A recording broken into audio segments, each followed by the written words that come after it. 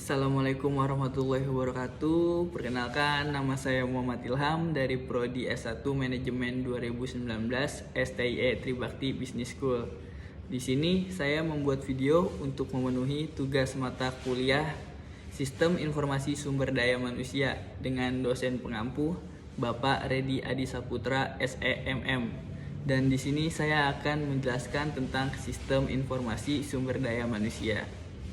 Apa itu sistem informasi sumber daya manusia? Sistem informasi sumber daya manusia adalah sebuah sistem yang digunakan untuk memperoleh, menyimpan, merubah, menganalisa, menarik, dan mendistribusikan informasi mengenai sumber daya manusia organisasi untuk mendukung Departemen Sumber Daya Manusia atau manajemen dalam mengambil keputusan.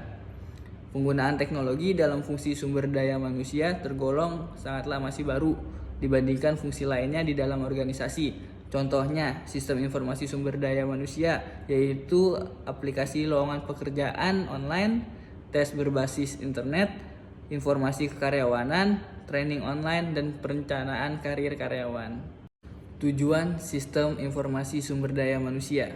Sistem informasi sumber daya manusia dapat memberikan nilai tambah pada organisasi dengan yang pertama yaitu membuat seluruh transaksi dan proses dalam fungsi sumber daya manusia menjadi otomatis sehingga aktivitas transaksional di Departemen Sumber Daya Manusia menjadi lebih efisien.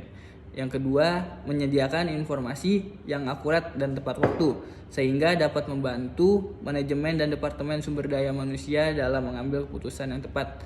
Dan yang poin ketiga yaitu memberikan informasi yang lebih kurang lengkap dan menyeluruh serta memperbaiki proses kerja sumber daya manusia menjadi lebih efektif untuk mendukung strategi perusahaan.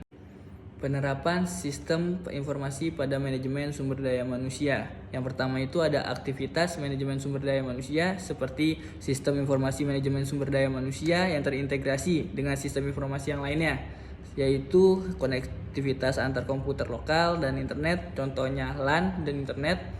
Dan ada komunikasi elektronik, contohnya email, dan ada perangkat elektronik, contohnya mobile device dan PC. Dan yang terakhir itu ada kolaborasi tim dan diskusi, contohnya menggunakan video conference dan virtual team. Yang kedua, ada analisis dan desain pekerjaan, seperti analisis tim dan diskusi mengenai analisis dan desain pekerjaan, bisa melibatkan personel dari wilayah geografis yang berbeda. Contohnya menggunakan video conference, virtual team, akses terhadap spesifikasi pekerjaan yang berlaku saat ini. Contohnya Human Resource Information System. Dan yang ketiga di sini ada merekrutmen dan seleksi, seperti rekrutmen pegawai baru berbasis web dan online, portal mencari kerja, contohnya JobStreet. Klarifikasi awal profil calon pegawai di internet, contohnya melihat profil kandidat di internet. Dan yang keempat di sini ada pelatihan dan pengembangan seperti self enrollment, karyawan bisa memilih materi training yang ingin diikuti, contohnya enrollment dan self service. Online training bisa dilakukan di mana saja dan kapan saja, contohnya e-learning. Transfer pengetahuan menggunakan KM untuk karyawan yang lain membutuhkan skill spesialis, contohnya knowledge management.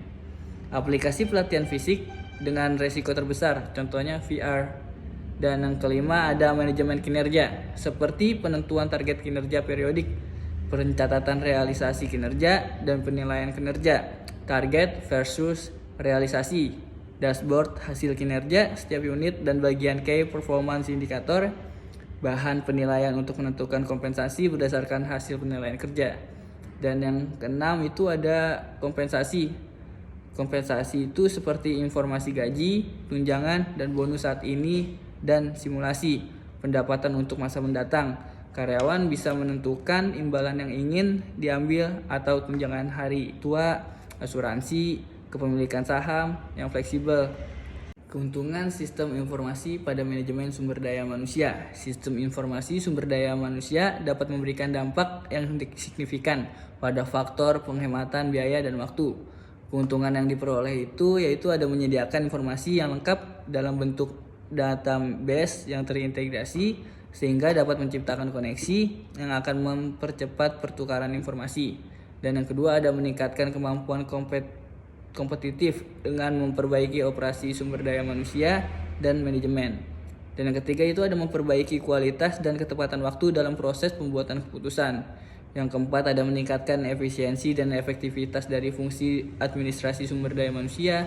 Yang kelima ada merubah fokus sumber daya manusia dari melakukan proses transaksi operasional sumber daya manusia dan aktivitas-aktivitas yang lebih strategis sifatnya.